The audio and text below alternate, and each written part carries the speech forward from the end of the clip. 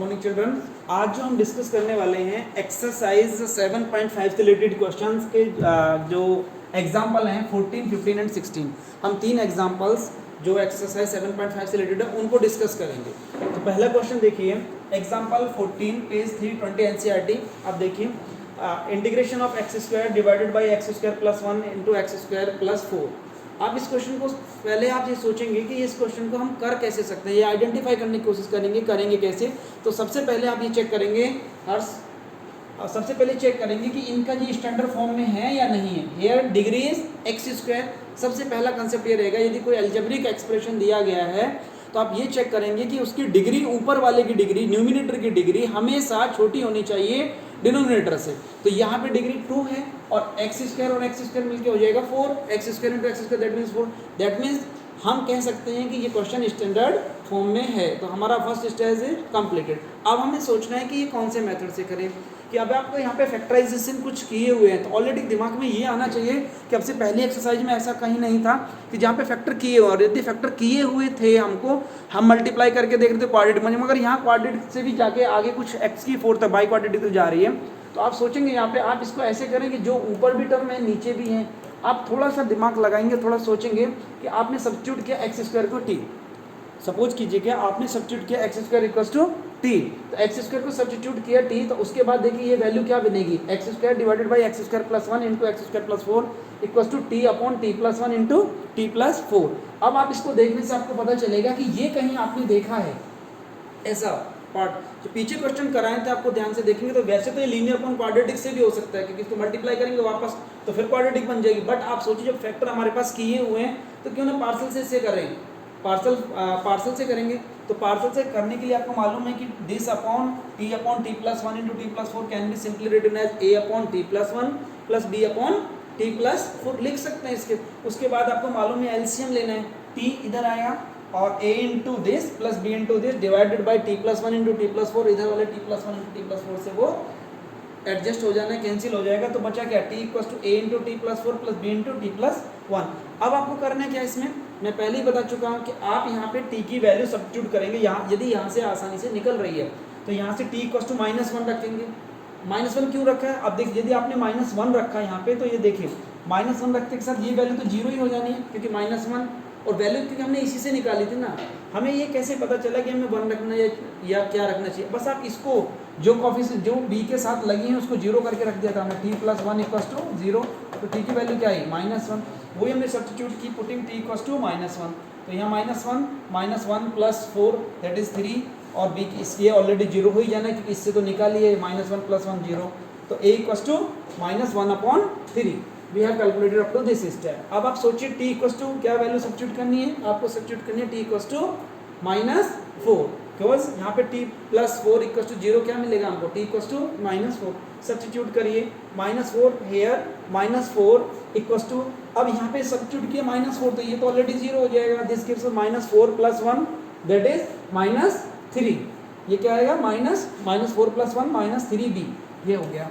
तो b equal to क्या आया, माइनस से minus will be self adjusted, this gives us b equal to 4/3।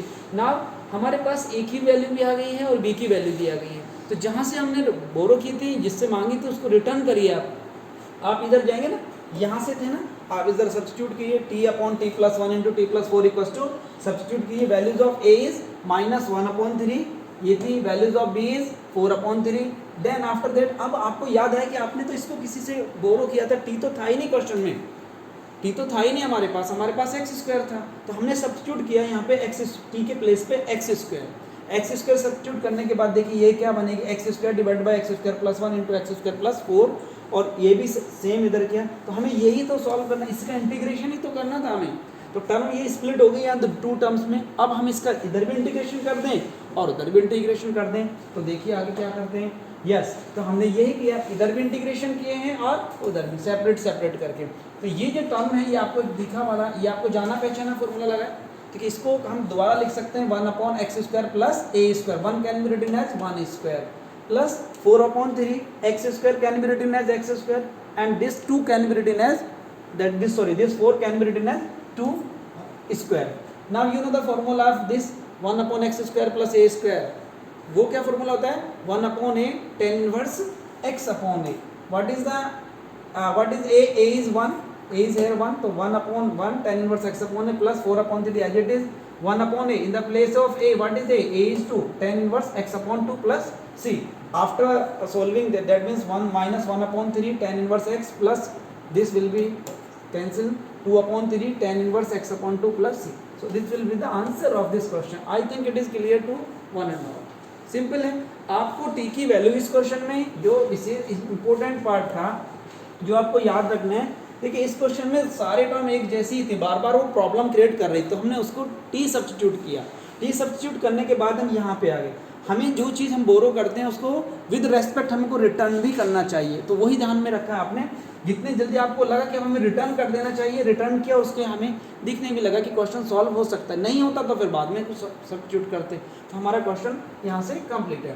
Next question पे आते हैं. क्वेश्चन नंबर नेक्स्ट ये देखिए क्वेश्चन 15, एग्जाम्पल 15 देखिए.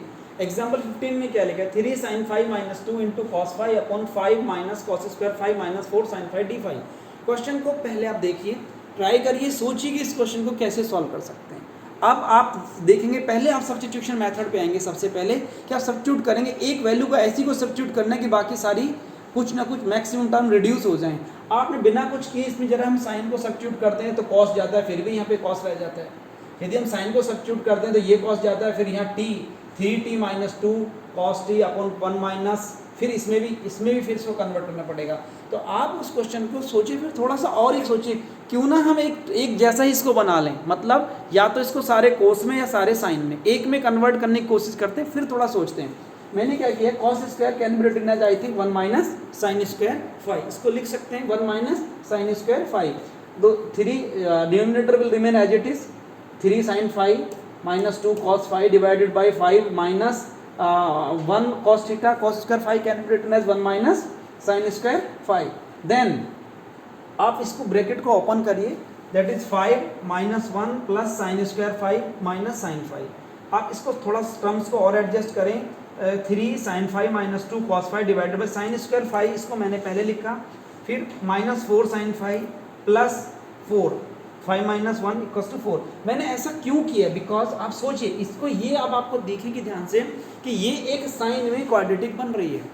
और आपके जो क्वेश्चन थे अभी आपने दो ही तरीके के, लीनियर अपॉन क्वाड्रेटिक या फिर आप पार्सल से कर रहे थे. तो ये मुझे साइन में बनी, यदि ऊपर भी साइन है, देखो ये यदि साइन को हम कुछ भी सब्स्टिट्यूट कर लें, अपने थोड़ा दिमाग से सोचें, यदि साइन को सब्स्टिट्यूट कर लें, जैसे मैंने यहाँ पे टी किया है, तो यदि साइन को सब्स्टिट्यूट करें तो 3t minus 2 divided by this square, तो ये एक सिंपल सी क्वाड्रेटिक लीनियर अपॉन क्वाड्रेटिक का नहीं आया. फिर ये कहाँ जाएगा, ये जाएगा, क्योंकि यदि आपने साइन को सब्स्टिट्यूट किया है तो if you have substitute sine t equals to t, यदि आपने साइन को लिया है तो that is derivative of this one will be cos 5 d5 equals to dt. तो इस वाले टर्म की जगह cos 5 d5 equals to dt can be written here. तो 3t minus 2 divided by t square minus 4t plus 4. Here now it is clear to you. आप इसको 2-3 अभी इसको और भी सोचिए यहाँ से, या तो आप इसे लीनियर अपॉन क्वाड्रेटिक मेथड से कर सकते हैं, यदि वहाँ से चाहें तो लीनियर अपॉन क्वाड्रेटिक मेथड भी इंप्लीमेंट कर सकते हैं. अदरवाइज नहीं करना चाहते इसको देखिए, अभी एक इसको और फर्दर हम थोड़ा सिंप्लीफाई कर सकते हैं. That is this can be written as t minus 2 whole square. ऐसा लिखने के साथ ही आपके माइंड में आना चाहिए कि जो पार्सल की एक फॉर्म थी वो आपको बताई थी, ऐसा कहीं पढ़ा है हमने पार्सल में, तो इसको क्वेश्चन को हम पार्सल से करेंगे तो ज़्यादा आसान होगा. आप किसी भी मेथड से करिए, बट आपको समझ में आना चाहिए कि यहाँ से पार्सल का क्वेश्चन हो सकता है. देखिए मैंने इसको लिखा, अब आप इसके बारे में सोचेंगे कि how we can solve it with the help of partial. तो लिखा 3t minus 2 divided by t minus 2 whole square. अब यहाँ पे एक ही चीज़ है a स्क्वायर वाला, तो आप सोचिए a upon t minus 2 plus b upon t minus 2 whole square. ये पार्सल की फॉर्म थी ना, ऊपर पड़ी थी. तो फिर आपने पहले भी क्वेश्चन किए 3t minus 2 equals to a into t minus, देखिए यहाँ पे जब इनका एलसीएम लेंगे तो t माइनस 2 एक है ना, और डिनोमिनेटर में जब उसका लेंगे तो t माइनस 2 स्क्वायर आना, तो एक बचेगा ना, तो a into 3t minus 2 plus b. ये एलसीएम आपने किया, इन दोनों का एलसीएम लेंगे ना आप, ये इधर से फिर इधर का एलसीएम से वो सेल्फ एडजस्ट. ये थोड़ा ध्यान रखना, यहाँ पे आप मैक्सिमम गलती हो जाती है आप लोगों से कि कुछ बच्चे इसका एलसीएम ऐसे ले देते हैं, t माइनस 2 इंटू, आदत पड़ी हुई है ना इस तरीके से. नहीं, ये गलत है, क्योंकि जैसे 2 और 4 का एलसीएम है बेटा, 2 और 4 का एलसीएम क्या आएगा, 2 इंटू 4 नहीं आएगा, केवल 4 आएगा, क्योंकि 4 के अंदर ही ऑलरेडी 2 है. Is it okay? तो अब आप सोचिए यहाँ से बना, अब आपको वैल्यू चाहिए, तो यहाँ से तो टी की वैल्यू कितना सब्स्टिट्यूट कर सकते हैं, जैसे पहले सब्स्टिट्यूट की थी, टी इक्वल्स टू 2 सब्स्टिट्यूट करिए, तो टी इक्वल्स टू 2 सब्स्टिट्यूट किया तो ये तो 0 हो जाना है, तो 3 2 जा 6 माइनस 2 4, ये वाली टर्म 0 हो गई, तो b इक्वल्स टू क्या है हमारे पास, b इक्वल्स टू 4। अब आप सोचिए, अब आपके पास कुछ और वैल्यू नज़र नहीं आ रही, तो आपको पहले ही बताया था, जब आपके पास एक वैल्यू ऐसी है जिसको हम कभी भी यूज़ कर सकते हैं, पुटिंग टी इक्वल्स टू 0, आपने टी इक्वल्स टू 0 सब्स्टिट्यूट करिए, तो टी इक्वल्स टू 0 आप सब्स्टिट्यूट करेंगे, देखिए 3 into 0 that is 0 minus 2, that is -2 equals to a -2 plus b, this gives us -2a plus b equals to -2। आपके पास b की value already calculate हो चुकी थी, वैल्यू क्या थी b की, 4 सब्स्टिट्यूट करिए, तो 2 -2a plus 4 equals to -2 -2a equals to self add इधर जाएगा, तो this gives us -6, a equals to 3, the value of a is 3। अब आपने जिससे बोरो की थी a और b तो हमारे क्वेश्चन में कहीं थे ही नहीं, उनका तो हमारे कहीं पहले बताया नहीं गया था, हमने कंसीडर किए थे, तो उनकी वैल्यू हमारे पास आ गई, तो उनको रिटर्न कर दीजिए, क्योंकि कॉन्स्टेंट्स को तो हम जानते हैं। तो 3t -2 divide by t -2 whole square, that can be written a upon, ये अभी लिखा था यहाँ पे, तो ये वैल्यू सब्स्टिट्यूट करेंगे 3 upon t -2 plus 4 upon t -2 whole square. अब इसका इंटीग्रेशन भी करना है आपको, इधर इंटीग्रेट किया हुआ था तो आप इंटीग्रेट करेंगे, तो इंटीग्रेट करने के बाद क्या है, 3 अपॉन t -2 dt प्लस 4 बाहर ले सकते हैं, 1 upon t -2 whole square dt। तो आगे देखिए इसमें, तो 3 अपॉन t -2 इंटीग्रेट, तो इसका तो सीधा सीधा ये तो सिंपल एक ही टर्म 1 अपॉन टी, तो 1 अपॉन टी का डेरिवेटिव क्या होता है, log t, प्लस अब आप इसको सोचेंगे ये जो है 1 अपॉन एक्स स्क्वायर की तरह बिहेव करेगा, ये ऊपर जाएगा तो दिस विल बी -2 dt, तो -2 dt x raise to the power n minus n वाला इंटीग्रेशन लगा देते हैं प्लस n, यानी कि x raise to the power n plus 1 divided by n plus 1, तो -2 plus 1 divided by -2 plus 1 plus c last में, then 3 log t -2 plus 4 into t -2 raise to the power -1 -2 plus 1 -1 upon -1 plus c, then ये जो term negative power negative है तो नीचे आके positive हो जाएगी, और ये माइनस प्लस सी। सो अब आपके पास अभी और भी ध्यान है, क्वेश्चन हमारा कंप्लीट हुआ, बट हमको याद आया कि जैसे क्वेश्चन हमने किया यहाँ पे आंसर लिखा, तो हमको याद है कि आंसर तो टी में है, हमारे क्वेश्चन में कहीं टी तो था ही नहीं, हमारा टी में टी, आप सोचिए हमने टी किसको कंसिडर किया था, टी किया था, देखिए जितना भी आप बोरो करेंगे उसको विद रेस्पेक्ट आपको रिटर्न करना है, भूलना नहीं है कभी भी लाइफ में, वही काम आपको यहाँ पे किया, आपने टी कहीं था ही नहीं, टी की जगह sin फाई था, तो आप sin फाई को सब्स्टिट्यूट करेंगे, तो 3 log sin फाई -2 -4 टी के प्लेस पे आपने sin फाई रखा, that is the answer of this question. I think it is clear. One more question is there, देखिए इस क्वेश्चन को थोड़ा समझिए, ज़्यादा मुश्किल नहीं है, सेम है x square plus 1 divide by x plus 2 into x square plus 1।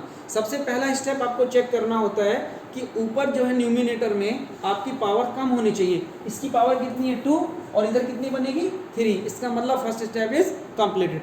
अब आपको इसे तो पता चल गया कि फर्स्ट स्टेप कंप्लीटेड है, तो अब आप सोचेंगे या तो पार्सल या अदर मेथड, तो आपके इसके फैक्टर बने हुए हैं, तो ऐसी फॉर्म तो दिस इज ये तो स्टैंडर्ड फॉर्म है पार्सल की, बस वही किया a upon x plus 2 plus b x plus c upon x square plus 1। अब आपने सोचा यहाँ से देखिए, तो a into x square plus 1 plus b x, अब इसको लिखने का ध्यान रखें, यहाँ पे इसको कितना लिखेंगे, बी एक्स स्क्वायर है, ये क्वाड्रेटिक है, तो उसको जब स्प्लिट करते थे, जब उसमें करते थे पार्सल में, तो b x plus c divided by x square plus 1 आपको लिखना है। तो अब इसके बाद आपको वही प्रॉब्लम कि आपको ए बी, आपने मान तो लिए ए बी सी कंसिडर किया, तो आपको तीनों की वैल्यू चाहिए, इसके लिए आपको 3 वैल्यू सब्स्टिट्यूट करेंगे, एक वैल्यू तो यहाँ से निकल जाएगी, दूसरी वैल्यू का पता नहीं है, और तीसरी वैल्यू एक हम 0 अपने पास से दे सकते हैं, 2 तो रख सकते हैं, तीसरी वैल्यू के लिए इस क्वेश्चन में कुछ थोड़ा सा है अलग से। तो आप सोचिए x इक्वल टू -2 सब्स्टिट्यूट किया आपने, जब x इक्वल टू -2 सब्स्टिट्यूट करेंगे इसमें, तो आपको सॉल्व होकर मिलेगा a इक्वल टू 3/5, आप सब्स्टिट्यूट करना है इसमें, क्योंकि यहाँ पे x इक्वल टू -2 सब्स्टिट्यूट करेंगे तो ये तो पूरी टर्म 0 हो जाएगी, तो ये 0 होगी, तो a की वैल्यू आएगी 3/5। एक आपको जो वैल्यू कहीं यहाँ से तो निकल रही है ना, क्योंकि याद है x square plus 1 equal to करेंगे तो इमेजनरी वैल्यू आएगी, तो आपने x इक्वल टू 0 रखा, 0 सब्स्टिट्यूट किया, तो आफ्टर ऑल आपको a में c में रिलेशन मिलेगा, a की वैल्यू आपके पास पहले से थी, तो c की वैल्यू आपके पास आ गई है, a और c का रिलेशन निकला। अब पंगा पड़ा हुआ है c की, अब जब ऐसा क्वेश्चन है तो ये ध्यान रखना, जब आपको c की वैल्यू निकालनी, ये एक स्पेशल क्वेश्चन है